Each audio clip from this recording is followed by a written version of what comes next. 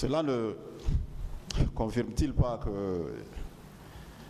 qu'il n'accordait aucun intérêt à la peine de ses victimes? Bon, vous savez, on vivait une période très troublée.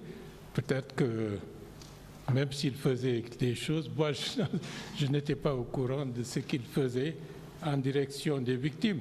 Mais bon, dans une certaine mesure, puisque la grande majorité des personnes qui ont été blessées répondaient à peu ou prou au nom de notre parti politique, je n'ai pas eu connaissance qu'il y avait des gestes qui ont été faits à leur égard. C'est qu'il n'y en a pas eu, M. Ba. Merci. Merci à vous.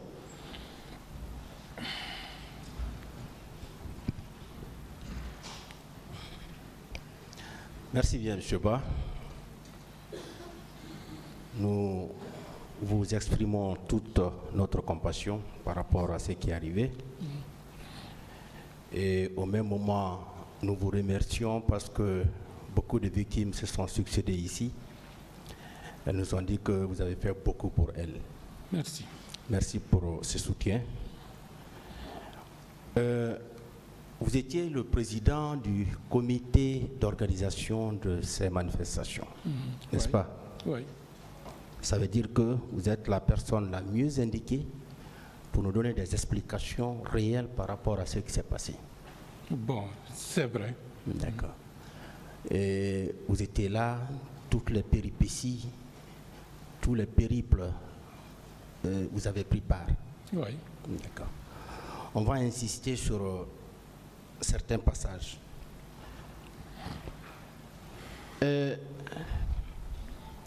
Vous dites que ce qui vous a surtout amené à penser à cette manifestation, c'est la sortie du président Dadis au quartier Boulbiné. J'ai pas bien entendu. Le président Dadis avait fait une sortie au quartier Boulbiné. Oui. Et au cours de cette sortie, il a dit qu'il pouvait, n'est-ce pas, se présenter à toute élection présidentielle. C'était un coup de semonce et nous avons pris conscience du danger qui guettait le pays et nous avons usé juste après avec le doyen Jean-Marie au niveau des forces vives de toutes les diligences pour rencontrer le CNDD, pour aller nuitamment rencontrer le capitaine Dadis pour les amener à renoncer à leur projet. Malheureusement, nous n'avons pas réussi. D'accord. Et le colonel Moussa Keïta, le secrétaire permanent du CNDD, a dit clairement Dadis ou la mort. C'est vrai. Ça a aussi contribué. Oui, parce que la première étape, c'était la déclaration du capitaine Dadis à Boulbiné. La deuxième étape, c'était cette déclaration du colonel Moussa Keïta, secrétaire permanent du CNDD, Dadis ou la mort, qui était pratiquement comme si c'était un programme politique. Et il y a l'événement du palais aussi, l'esplanade du palais. L'esplanade du palais est venue après, parce que c'était en crescendo que les choses se sont passées. Et la sortie de l'abbé, ça n'a pas contribué? Bon, parce que nous avions déjà pris les dispositions d'organiser la manifestation du 28 septembre avant même de savoir qu'il y avait un programme qui était esquissé pour que le CNDD puisse aller à l'abbé, puisque la lettre d'information à la mairie de Dixine date du 23 septembre. D'accord. Et la réponse, vous étiez parvenu quand? Bon, je pense que le 24 ou le 25 septembre. D'accord. Et en substance, qu'est-ce qu'on disait dans cette lettre-réponse? Bon, pour la mairie, que le stade n'est pas dans leur juridiction et qu'ils ne peuvent pas prendre des dispositions à cet égard, conformément à notre demande. Et comme dans notre lettre, nous avions demandé à ce que la mairie prenne les dispositions pour assurer la sécurité des manifestants, ils ont rajouté qu'ils ne disposent pas de force en mesure de sécuriser la population et les manifestants. Et le ministre des Sports, est-ce que vous avez également adressé un courrier? Il n'y a jamais eu, à ma connaissance, de réponse à notre courrier, parce que les deux courriers étaient partis en même temps. D'accord. Et au stade, vous avez bien vu M. Toumba? Oui, dès qu'ils sont venus, c'était frappant, puisque c'était lui qui a donné des instructions pour que nous descendions des gradins pour aller au niveau de la pelouse. Il était accompagné par des militaires? Bon, il y avait des militaires qui étaient à côté de lui, mais bon, 13 ans après et maintenant, avec tout ce que nous avons entendu, pour ne pas avoir l'air de tricher par rapport à ce que j'avais vu à l'époque, on ne pouvait pas les distinguer. Bien, est-ce qu'il était armé? On n'a pas remarqué ça aussi? Non, non, je n'ai pas cherché à vérifier. Est-ce que vous l'avez vu tirer sur la population? Je ne l'ai pas vu tirer sur qui que ce soit. D'accord. Et M. Tchebro, est-ce que vous l'avez vu tirer aussi sur la population? Je ne l'ai pas vu tirer sur qui que ce soit. Vous dites que c'est lui qui vous a aidé à sauver l'âge de Selou? Oui, bien entendu, c'est lui qui nous a sortis de ce pétrin, parce que s'il n'était pas venu à ce moment-là, je me pose la question de ce qu'on serait devenu. Et est-ce que M. Toumba a également mis des leaders dans sa voiture? Bon, il a pris tous les autres, il les avait amenés avec lui. Nous, on est restés derrière parce que la Selou était par terre et je ne pouvais pas l'abandonner. D'accord. Est-ce que vous avez vu des machettes, des flèches, des gourdins? C'était difficile à dire puisque tous nous avons bénéficié, entre guillemets, de circonstances plus ou moins, j'allais dire, exceptionnelles. En dehors des coups que nous avions reçus, nous ne pouvons pas attester de ce qui s'est passé par la suite à l'intérieur du stade, dans la solitude, mais on a vu qu'il y avait par la suite beaucoup de personnes qui étaient blessées et les récits que nous avons enregistrés étaient macabres.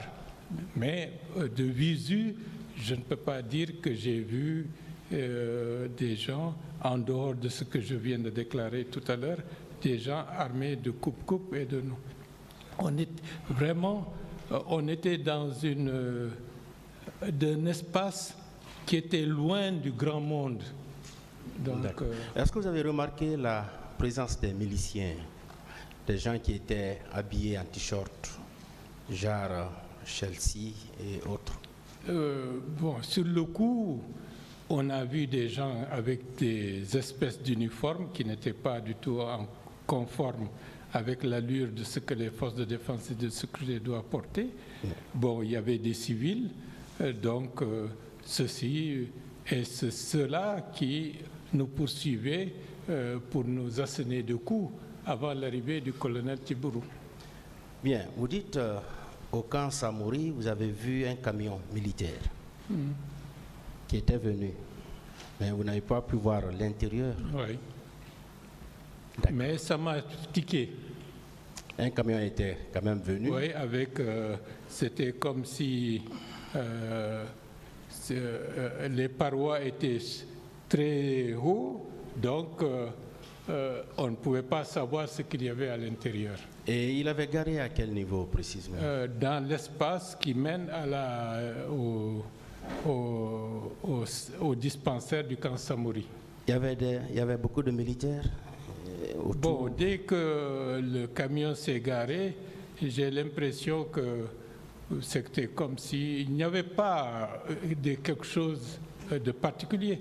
J'ai simplement vu un militaire essayer de voir ce qu'il y avait à l'intérieur et après il est redescendu et voilà. Il vous a quand même semblé qu'il y avait quelque chose à l'intérieur? Ça m'a semblé bizarre. D'accord. Et que savez-vous des cas de disparition d'esclavage sexuel, puisque vous étiez dans le mouvement. Qu'est-ce que vous avez appris à propos de tout cela? Bon, j'ai appris énormément de choses, des récits très tristes, des gens qui étaient enfermés au camp Macambo et qui sont restés longtemps, dont certains étaient des militants. Et le récit était très douloureux. Et d'autres, il y a au camp Alpha Yaya, il y a des personnes enfermées dans les conteneurs. Bon, il y a eu beaucoup de choses de ce genre. Donc, à travers tous ces récits, tous ces témoignages, vous croyez qu'il y a eu effectivement des disparus? Oui, parce qu'il y a femmes certains et filles victimes d'esclavage sexuel. Bon, parmi les filles que nous avons pris en charge, vous savez, il y a des choses que des fois les personnes, par pudeur, n'aiment pas raconter, mais a priori, on avait entendu qu'il y avait des personnes séquestrées. D'accord. Dans ce sens. Et pour vous, ces massacres-là, quel est le mobile réel? Pourquoi il y a eu ces massacres? Bon, c'était une forme d'intimidation pour semer la terreur.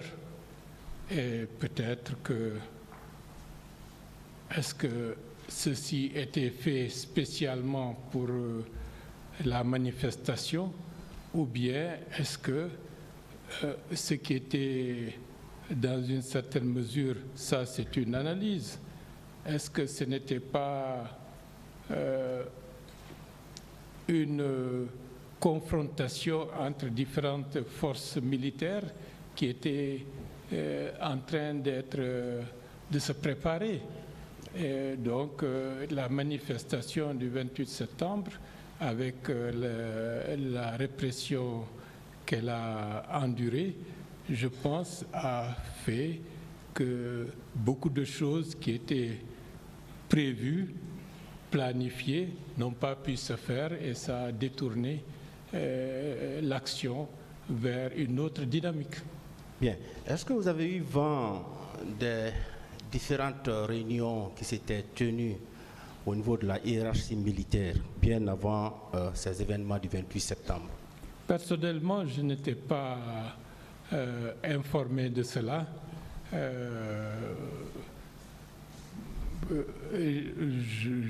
Je n'ai pas appris qu'il y avait ce genre de réunion, mais je dois dire que je m'intéressais peu à ces aspects.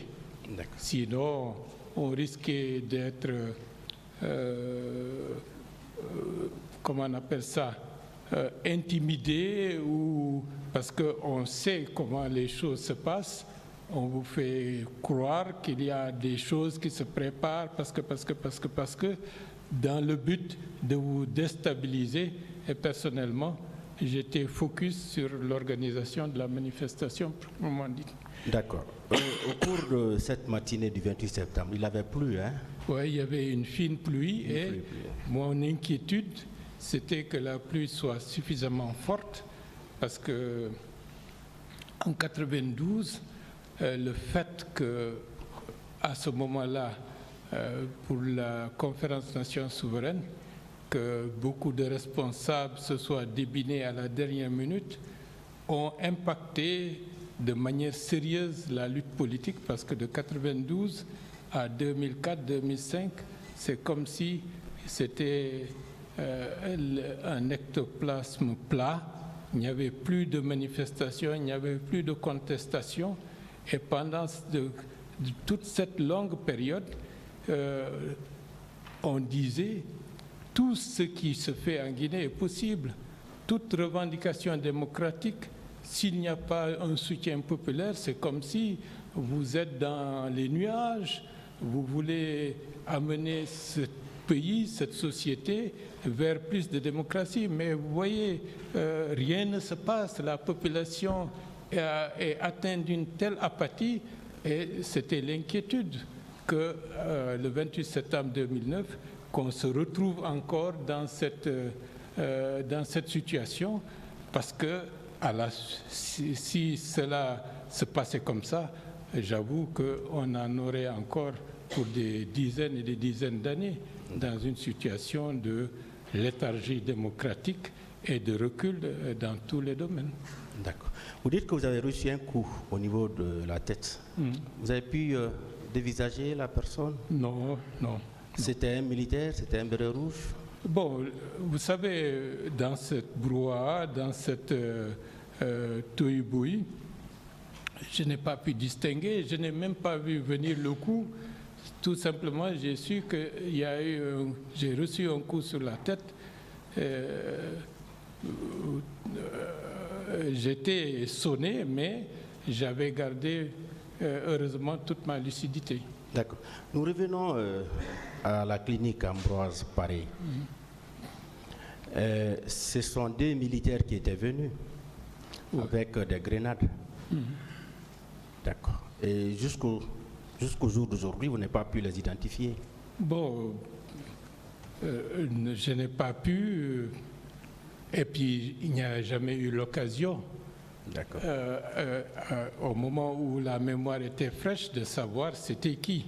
Mais je sais que le colonel Thieboro sait de qui il s'agit, puisqu'ils sont du même corps, du même milieu. Est-ce que vous pouvez revenir sur les propos de celui qui avait proféré des menaces? Non, ils ont indiqué, puisque déjà la cellule était sur le brancard à l'intérieur et que les médecins s'affairaient, il leur a dit, si vous ne les sortez pas, ils vont jeter des grenades à l'intérieur de la clinique. En ce moment, le colonel Thieboro était là? Il était là, oui. Et Toumba aussi était là?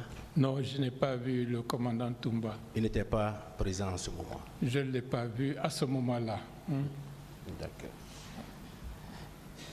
Et qui donc avait envoyé ces leaders-là à la clinique Ambroise Paré? Puisque quand vous arriviez, ils n'étaient pas là. Je sais que le colonel, le commandant Toumba Diakité, c'est lui qui a pris en charge tous les autres leaders, excepté M. Dallet et moi-même. Mais les leaders, eux, ils étaient là à l'intérieur de la clinique? Non, on ne les a pas rencontrés là-bas. Parce que pour moi, le colonel, le commandant Toumba était parti depuis... la notion du temps me fait défaut lorsque j'y repense, mais ils étaient partis bien avant. Je veux savoir, ces leaders-là, qui étaient venus avant vous à la clinique, n'est-ce pas? Ils étaient à l'intérieur de la clinique? Ils n'étaient pas à l'intérieur de la clinique. Ils étaient au dehors? Et je ne les ai pas vus. D'accord. Seulement, vous avez vu les deux militaires qui sont arrivés? Oui. Et le colonel Thieboro était là? Oui. Merci bien. Au stade, vous avez vu des femmes violées, des filles violées? Pour cela, la seule femme que j'ai vue, c'était celle au niveau de l'esplanade qui était entourée par des hommes en uniforme et qui cherchaient à la dévêtir, et elle se débattait pour protéger sa nudité. C'est le seul cas que vous avez vu? Oui, parce que... Oui, vous n'avez pas vu des corps? Non. Vous n'avez pas vu des blessés? Bon, nous étions blessés, mais... Hormis vous? C'était difficile parce que vous apercevez du monde, des gens qui courent. Peut-être certains sont tombés. C'était le sauve-qui-peut? Oui, c'était le sauve-qui-peut général. Et nous, est-ce que nous avons fait l'arrivée du commandant Toumba Diakité et notre sortie du stade?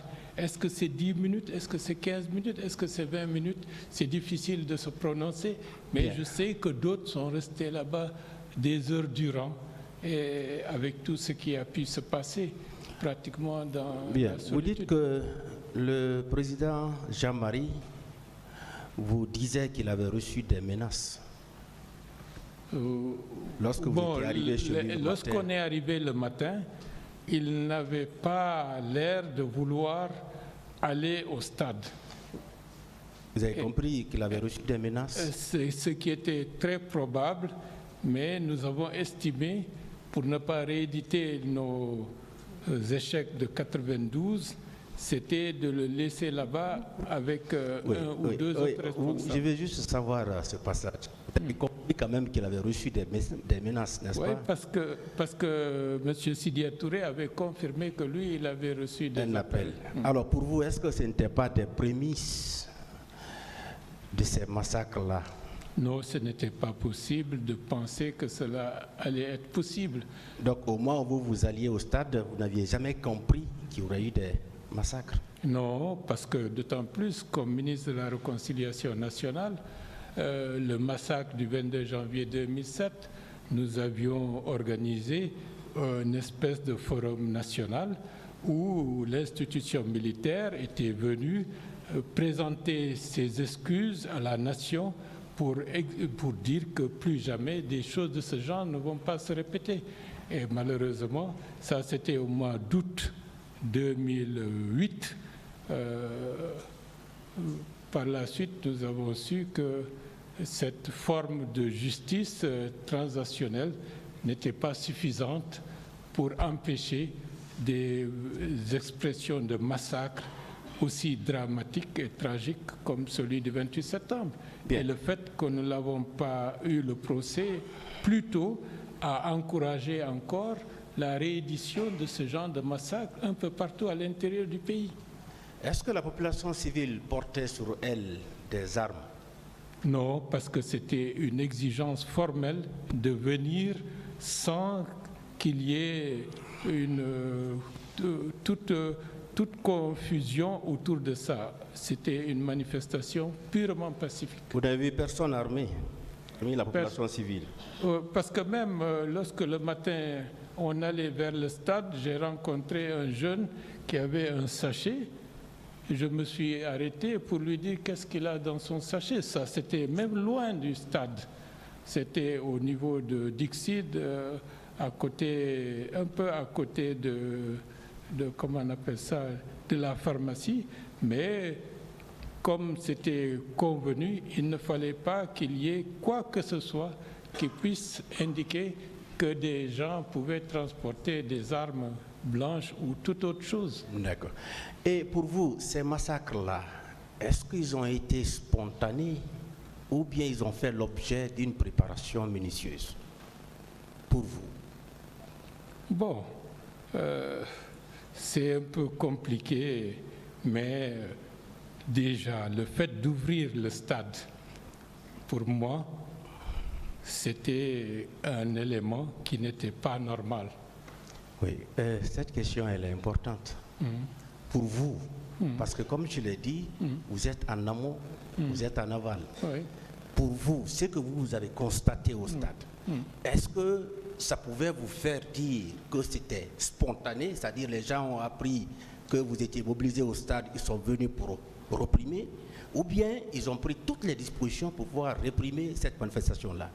Bon, comme je ne suis pas au courant mais le fait que le portail du stade soit ouvert, pour moi, était un élément qui sentait un piège qui allait se refermer autour des manifestants. Mais comme la situation s'est présentée, on n'y pouvait rien parce que c'était une foule qui nous a transportés, enthousiastes, croyant que le fait d'entrer dans le stade était une victoire en soi. Intérieurement, lorsqu'ils m'ont porté, j'étais inquiet du fait qu'on rentrait dans le stade. Mais bon, on n'y pouvait plus rien. D'accord. Et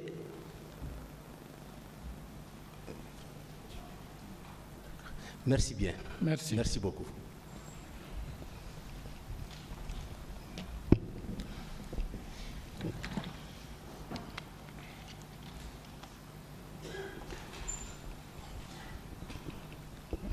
Cheba, pour finir, je vais à mon tour vous poser des questions de précision. Il est vrai que ça fait assez de temps, 13 ans, la mémoire peut ne plus être fidèle. Vous ferez l'effort nécessaire de vous souvenir des points les plus saillants par rapport aux questions que je vais vous poser. D'autant plus que vous appartenez à une formation politique et vous aviez créé au même moment le Forum des forces vives et vous étiez membre actif, c'est ce qui vous a valu d'être désigné par tout ce beau monde comme l'organisateur principal de la manifestation du 28 septembre, que vous avez voulu pacifique et qui s'est soldée par cette tragédie malheureuse que nous avons connue. Alors, est-ce qu'au niveau de votre formation politique, vous aviez reçu, peu après les événements du 28 septembre, des familles qui vous ont indiqué qu'ils n'ont pas vu les leurs au stade, qui étaient partis tôt le matin pour le stade du 28 septembre, ce même 28 septembre 2009? Bien. Bon, l'expérience, pour remettre tout ça dans le contexte, l'expérience du ministère de la Réconciliation nationale par rapport à la tragédie du 22 janvier 2007, où nous avions cherché à prendre contact avec les victimes, leurs proches. À mon niveau personnel, le vide de documentation lié au 22 janvier 2007 m'a amené en tant qu'organisateur de la manifestation du 28 septembre 2009 immédiatement à prendre toutes les dispositions pour qu'il y ait une documentation des listes des personnes qui ont disparu, des personnes qui sont mortes, des blessés, pour préparer, en cas de nécessité, disons, des procès ultérieurs. Et je pense que ce travail a beaucoup aidé aux travaux de la Commission internationale nationale d'enquête. Il y avait beaucoup de disparus, puisqu'il y avait même une association qui avait été mise en place pour le cas des disparus.